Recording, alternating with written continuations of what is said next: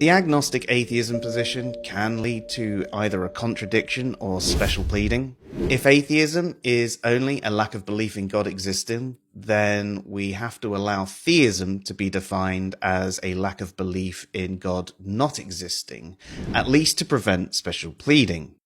So special pleading is when you're holding people to different standards, someone to a different standard to your own. So if you're telling someone to check the science on something, but you won't check the science on it yourself, you're special pleading. And the same can be said for the way you're defining atheism.